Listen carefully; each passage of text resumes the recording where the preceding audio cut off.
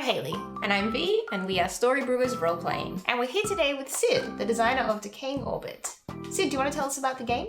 I would love to. Thank you, Hayley. My name is Sid Icarus, and this is Decaying Orbit. Decaying Orbit is a game about a faraway space station falling into a star. The space station was kept functioning safely by an artificial intelligence, and that's the character that we're all going to take on together, the AI of this station. We're going to tell a story by going through rooms and finding the files that the artificial intelligence has saved for that room. And we're going to describe those as memories of when the ship was functioning. One thing that's really important to this game and to me is that computers see the world in a different way to the rest of us. So where we're used to talking about things by colour or smell or how they feel under our fingertips, instead computers might see things in terms of infrared vision or a black and white security camera. They might talk about amplitude spikes on sound recordings. I once had a love story told through the greenhouse in only vital signs monitors. It's a game that kind of gives us authority to explore in a really different way to how we normally explore scenes. And the goal of the game is to have an interesting story that asks provocative questions and really allows us to, much like explorers out in space, see the world differently to how we've seen it before. Let me tell you the story so far and ask you the first very important question. So, 163 light years from Earth, there is a K-type star. It is called AB Pictoris, and it burns a true orange. It's that colour because it's slightly cooler than our home sun, and around that star is humanity's most distant outpost. Just a handful of professionals, one artificial intelligence, out there doing something. The story begins when the AI reboots and finds that something has gone wrong. Catastrophically wrong. The engines are dead, the station is silent, people are gone, and we are falling into the star. There are a few moments before we catch fire and burn, but luckily, as a computer, we can process things very quickly.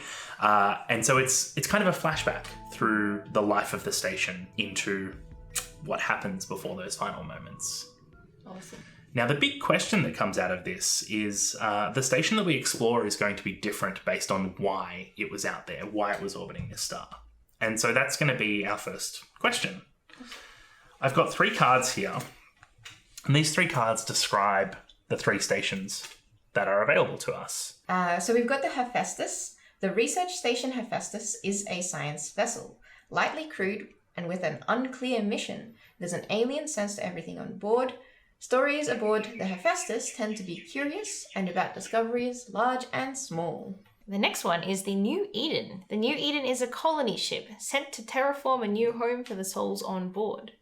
Stories aboard the New Eden tend to be about cycles and human yearning. And our last option is the Athena 2. The Athena 2 is a Pike-class warship. It is deadly and ambitious, sent to fortify this system against unknown threats. Stories aboard the Athena 2 tend to be conspiratorial and mysterious. So those are the 3 options. What are you thinking? What are you feeling? I'm interested in either the Hephaestus or the New Eden, I think. Okay. If you're okay with it, Sid, I'm feeling New Eden as the colony ship. I really like what it said about cycles and human yearning. Yeah. That really drew me in. You'll see this small symbol in the corner. That tells us all the cards that can go into the New Eden. Now, this game is for 2 to 6 people, 1 to 3 hours. Playing with 3 people as we are, we have included a couple of the special station cards for the New Eden and a couple of common cards that go with all the ships. And then in those, I have included some act cards that set the tone and help the arc of the story move forward. Would you like to see how the game's played? I would love to see that. Yeah. Excellent. I think the best way for us to show how the game works is to kind of learn as we play and just begin. So, V, do you want to start us off? Should I pick up just the top card? Just the top card at the moment. And this is the Act 1 card introduction.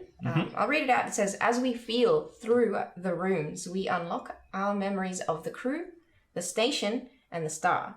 Take turns to draw a card and share the memories they unlock. They are fragments of our incoherent puzzle.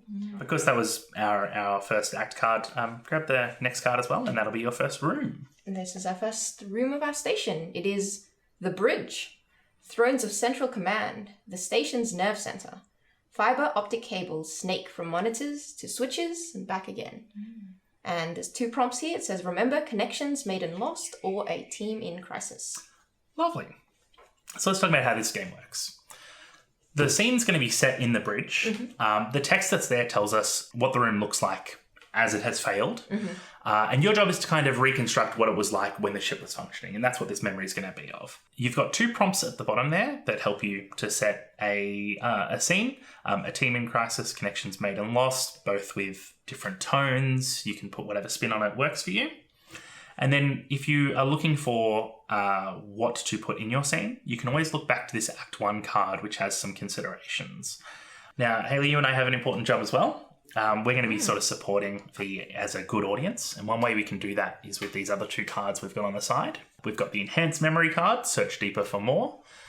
That card lets us invite V to tell us a bit more of the story. It can come with a clear question, or it can just be a broad question. You'd like more detail on something. You want to zoom in on a moment. The inverse of that is the Corrupted Memory card. When the Corrupted Memory card is indicated to, or use the phrase that memory is corrupted, it's an invitation for us to skip over details, for us to let things fall into the static and glitches of a computer that's failing aboard a dying station. It's a great tool, V, if you get to a point in a story where maybe you can't think of the next detail. They open their mouth and, that memory's corrupted. And it's also a great tool if you get to a point where you can kind of feel where a scene's going and maybe you don't want to see it through to the conclusion, and you can just corrupt that memory off and pass through.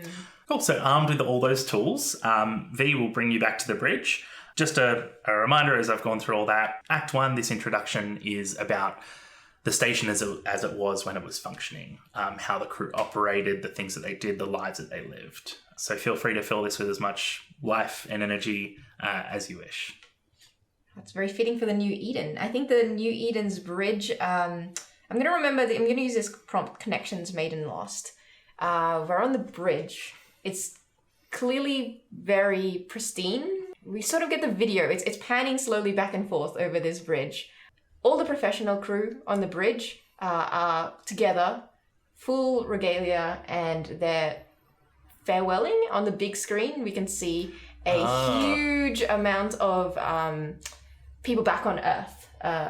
We can't really make them out. They're like little dots in the sea, and you can see waving banners, poppers going off, and everyone on the bridge is in full regalia, nodding gently, talking about the ship. Outside, we can see that it's very vast and empty, but inside there's like this energy and this like laughter and just excitement for what's ahead. And then we see that the video of Earth cuts and the screen goes black, and that energy that's like been buzzing kind of like drops a bit, and there's that vacuum of space kind of infiltrates a little bit, and everyone's kind of like looking around and exhaling.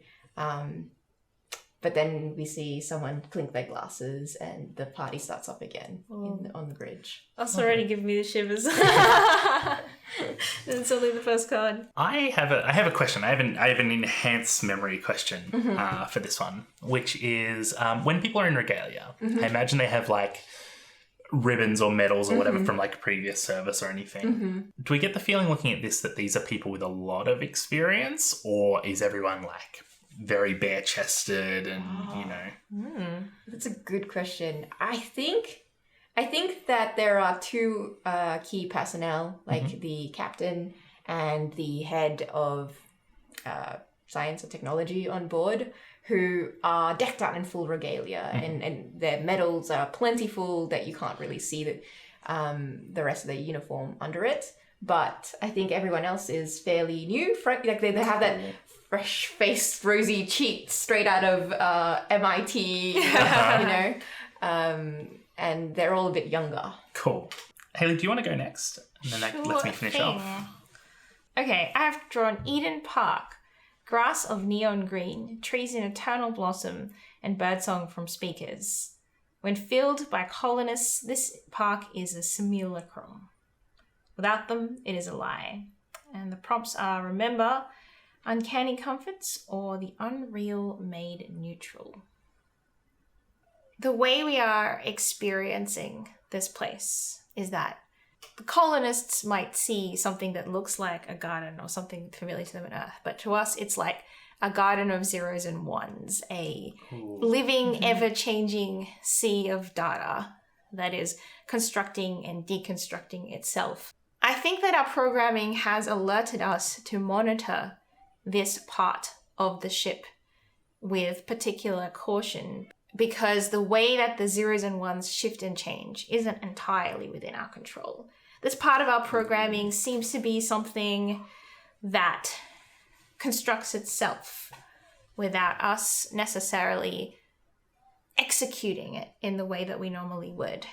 While we are looking, we notice that the formulations and spacing of the zeros and ones begin to change. The strings are longer and some are shorter. All in all, they grow less regular, and as time passes, the shape of them becomes more unpredictable. We search our knowledge bank. There is a file for this, a routine, something that we are meant to execute, a reaction we are meant to have, but that memory is corrupted. Awesome. Ooh. Awesome, thank you. I like that a lot. Can I have like a sort of like an enhanced memory on this. How do the crew or colonists aboard the ship look as they enter this area for us? I think they are identified by a numerical string. So when they enter the part, there's like a blip in what we are able to perceive. But once they're in there, they are entirely lost, and it's not possible to tell which of the strings that are returning relate to things that were already there and which relate to the colonists. That's really good. Awesome. I'm a fan. I am a fan of this park. I guess I will You're now. up next. The Seed Vault.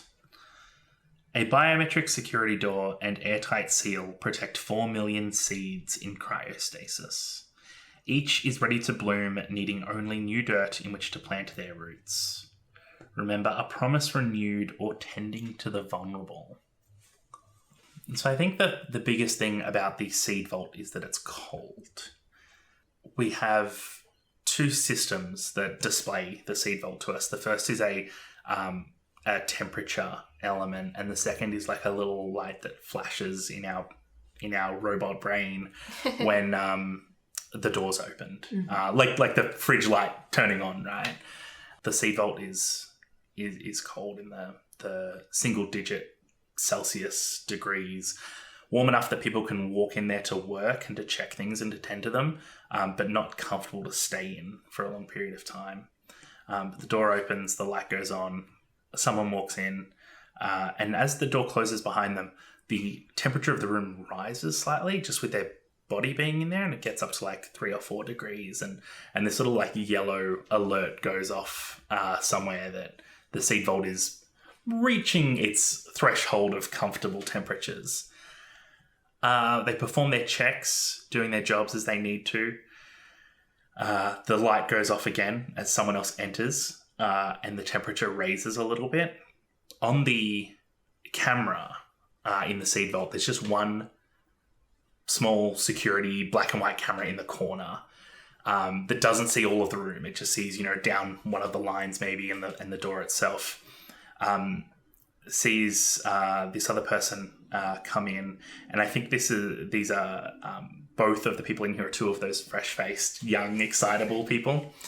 And the one that's just come in takes the other one by the arm, and like with a sort of childish giggle, they duck behind one of the racks, and then the alert goes from yellow to red as temperatures start to rise in the Seed Vault, and like alarms start to go off, and then I think the last shot is the spinning alarm lights in the Seed Vault as two people run through the door with like their clothes tucked under their arms and like holding hands and giggling as they rush out.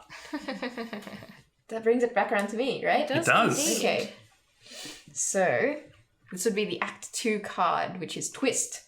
Our descent into AB Victorious is inevitable. Draw the next room. Each room from here on in shows some part of why everything went wrong. Continue play, replacing the introduction card with this card. So we've got new things to consider here, which is the dim blackness of space, the engulfing flares of AB Pictoris, and the inhuman chrome of the station. So I'm going to draw the next card. What's the twist? It's the docking bay. Uh-oh. Uh-oh. Sealed tubes for equalizing pressure between ships. A promise of visitors and resupply that was never fulfilled. Remember, pulling apart or a chance meeting. Oh, I think this is going to definitely have to be a chance meeting because this is the start of why everything went wrong. Oh boy. Mm-hmm. I believe we are recollecting everything that has been tagged with that memory is corrupted. We don't know what this tag says, but it is a tag that, fortunately, we still know that what is tagged or not tagged with it. And so we are following the thread of something. And the log begins. We have this locational beacon that seems to suggest something is coming towards us. We have it in 5-minute cycles, and we get the 5-minute plots of it coming closer to us. And then it's within sort of visual range when we get another log, which is an audio transmission log. This is the New Eden. Please identify your, and then garbled message, corrupted. And then it comes closer and very slowly docks with the New Eden. One of the things that we have from the docking event in the docking bay is this grainy infrared video of a ship that is full of humanoid shapes, like humans in the colors of humans, a dozen or so of these individuals. And I think as they come in, and I think that memory is corrupted too at that point. And I think I want to end this with just a grainy shot as we leave we kind of turn on the heat map layer of that video and replay it again in grainy black and white. That we can see as the ship is pulling in, just Eden is the thing we see on the side. So it's a very similar ship to our own. Oh, interesting. I want to enhance memory here. As we search our databases for something that matches the ship's registration, what information comes up? The first 3 digits of the registration code is where these ships were manufactured and built, and they are identical to our own. The next 2 digits are the years that they were released in, and it's a ship that is in all aspects our, if we're going to borrow a human term, older sibling. And we've got almost identical missions and routes, except that we are 50, 60 years apart. All right, I'm next. Comms room. Our receiving station continues unmonitored. The speakers hum with the background radiation of countless stars, static that crossed light years to go unheard. Remember an ambiguous note or the pattern amongst the noise. I think as we look back on what we have received here, each communication that comes in has a unique code. So in theory, there shouldn't be any duplicates in this database. In theory. In theory, there shouldn't be any duplicates in this database. We pick up an error. There is a communication that is duplicated and then duplicated again and again, but with increasing frequency. When we try to play that communication, most of it is corrupted. But there is a little staticky section which says, what is this? Hang on, I think that signal matches. And that same bit is the only thing that's left uncorrupted in each of those repeating communications. All right. Excited. The forward viewing bay. The front wall of the station is transparent, lending a humbling view of AB Pictoris. It fills the wall, solar flares leaping and spinning around sunspots. Remember fighting against majesty or one brief flash of intensity. Oh. Interesting. I think there's a gathering on the forward viewing bay where a group of the New Eden's staff have come forward. And if we put the shots side by side, there's probably some similarities to that first shot of them saying goodbye to Earth in terms of, people scattered around and probably the shot too from a panning security camera that like checks the corners of the room. And we can sort of see, even through this grainy black and white shot, we can see AB Pictoris looks alive, right? It's like spitting out flares and it's not perfectly symmetrical. It's not like a sphere like you think of the sun. It's like got those... I think of it almost like, when like a 6-year-old draws the sun and it's like spiky? I really want to get that from it. Like it looks dangerous. Like if you touched it, you would cut your hand. And across this like sharp horizon that it forms, the crew are all looking across that like horizon to see what would rise on the other side of it.